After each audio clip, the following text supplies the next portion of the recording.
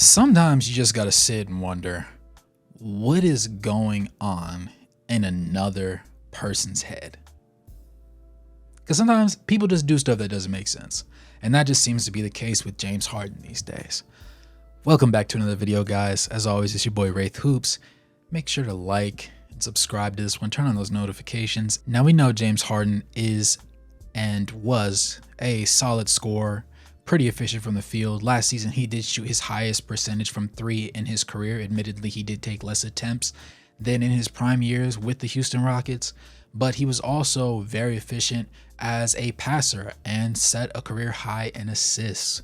So he was productive. While he would not necessarily be considered prime Harden anymore, he's still a very dominant basketball player. With that being said, it would seem that things have gone awry once again with another team, and more specifically a front office.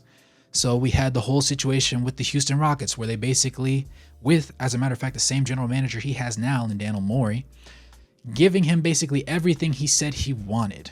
And what ended up happening was they gave and gave and gave until there was nothing left to give, and they had no championships to show for it. So, like anybody that didn't win, Harden wanted to get traded. And they had the whole fat suit scandal until he finally did get traded to the Brooklyn Nets. Now, with the Brooklyn Nets, he teamed up with the likes of Kevin Durant and Kyrie Irving, along with some very significantly above average role players from across the league that were on that team. But things just didn't end up panning out the way that they were originally supposed to, and Kyrie Irving didn't end up playing as much as he was hoped and expected to during the COVID period, and he had other off the court issues that also hampered him. But you had James Harden, who just fell out of love with it after a certain point in time. And so you had Kevin Durant basically having picked the stars he wanted to play alongside and them not doing anything together. When they played together, they were a solid team, but it was when and if they played together. Fast forward, and he gets traded to Philadelphia because he doesn't want to be with the Nets anymore.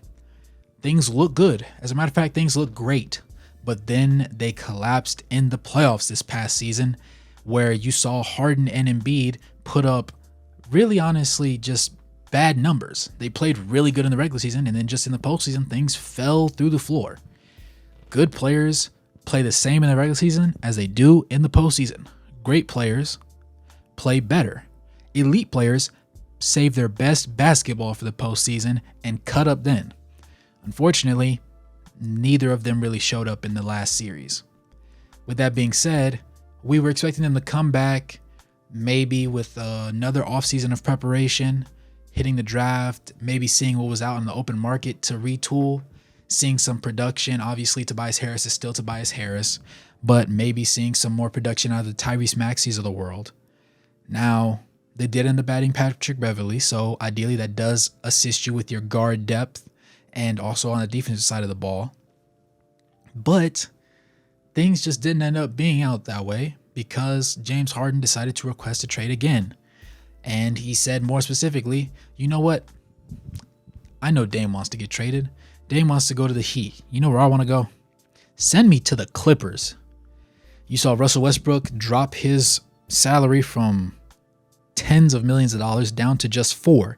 The most drastic drop off from one year to the next for a starting player that we've ever seen in NBA history. Admittedly, players make just significantly more money now, but you saw Russell Westbrook decide that he found a place where he feels comfortable with his family. He, while not taking the money, he finds a place where he feels needed. He feels like a necessity for that Clippers roster. And to his credit, he played extremely well come playoff time last season, and even during that last portion of the regular season with no preparation, coming straight over from the Lakers. Admittedly, they, play very similarly to each other, but he was allowed to once again be himself, and people loved him for that. Now you have Harden, who wants to come in and play with Kawhi Leonard, Russell Westbrook, and Paul George. Now the Clippers aren't going to give up Paul George. They're definitely not going to give up Kawhi, and Westbrook just decided that he wants to be on that roster, which is why he took such a significant pay cut going down to $4 million just so that he could play there. And that's a bargain if I'm the Clippers. Harden says he wants to go there, but they don't have anything besides the Norman Powells of the world and a couple other bench pieces and a few draft picks to go ahead and shuffle towards the 76ers. Now, the bigger and overarching issue is not even the trade package, which is sad, because if you're trading James Harden, who was honestly a 30-10 guy for you last season, for Norman Powell, you'd think that would be the worst part of the trade. But no, the worst part of the trade is Harden's antics and his off-the-court issues. He's a phenomenal player when he plays, but when he decides to let his ego get in the way and he feels some sort of way, he becomes the most egregious cancer the likes of Kyrie Irving could never touch, in my opinion, of course. Now, we saw him force his way off the Rockets. We saw him say he wanted to leave the Nets. They sent him to Philly. Things looked okay. Then they didn't look okay. And so now he's trying to force his way again off of a third team. But this has been the messiest situation because he has the video where he just outright comes out and says, and I quote, "Morey is a liar and I will never be a part of an organization that he's a part of." Then he said, "Let me say that again," and repeated the exact same line. Now, he did this in front of numerous cameras on his own setup with the court donning his own logo and his paraphernalia in the background. So it was just really an insane level of showmanship, the likes of which we've never seen for a player that wanted off of a team before, to be quite honest. And that just complicates the situation even worse because he already went from having a poor track record with teams that he didn't want to be on to having a horrendous one. Now, it would have been benefited if other players on the team kind of assisted and were like, hey, we aren't very fond of him either. But nobody stood with him on this one. So you have the guy who you already thought was crazy doing something really crazy, talking about a guy who came into a team, built the roster very well, added him to the roster, and took this team to a new level in the playoffs. Now, admittedly, they haven't made the finals yet, but from a roster construction standpoint, Daryl Morey has been great. So it's not as though you can just get rid of him. Would you really get rid of Daryl Morey just to appease James Harden, who's been one of the prima donnas of the league lately? If I'm the 76ers and I'm the owners of that team, I don't think so. I really don't think so. It's time to get rid of Harden and you'll keep going with whatever you have. Now, then you're expecting Morey to add more pieces around Joel Embiid so that Joel stays, because if Joel leaves, then you're right back to square A, where you're starting the process all over again. Admittedly, James Harden is a phenomenal talent. He's a great NBA player, but his ego and his antics tend to get in the way and skew the way that people look at him. Because of that, it's going to harm other teams from really wanting to pull the trigger on getting him. And even if I'm the Clippers, can I trust that once he comes here, he won't either A, mess up the chemistry, or B, ask to get traded again and pull something in front of us as well. And you don't want something damaging your brand that way, especially if it's a star player like that. Now, considering James Harden's track record, people are more inclined to believe that Daryl Morey is not the same bad guy that he's talking about him as being. What many people have come to conclude is that Harden, admittedly having taken a pay cut previously, the year before, had decided that there was an expectation that he was going to get paid this time around. And admittedly, from the contract talks, the way it seems in the media, he didn't end up getting paid.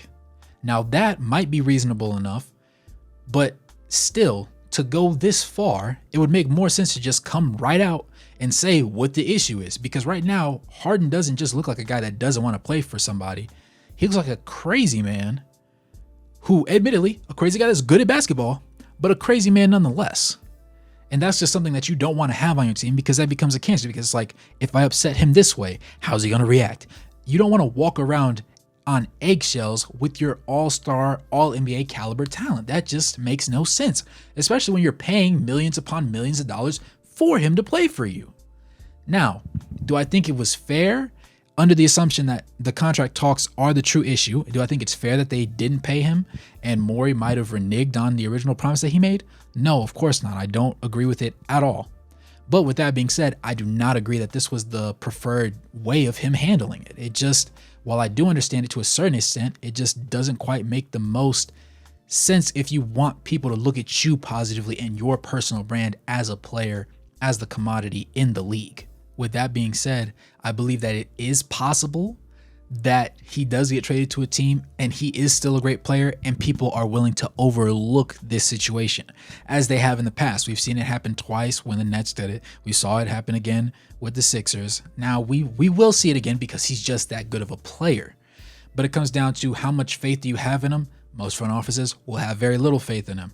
So the investment level is going to be very low. The trade value is not going to be very high. There's not going to be much to be given in return for him because for some people, if he doesn't go to the Clippers, it's basically a 1-year rental if you can convince him to play. I expect Harden to take the next step to be traded. I don't see him on the Sixers starting this regular season.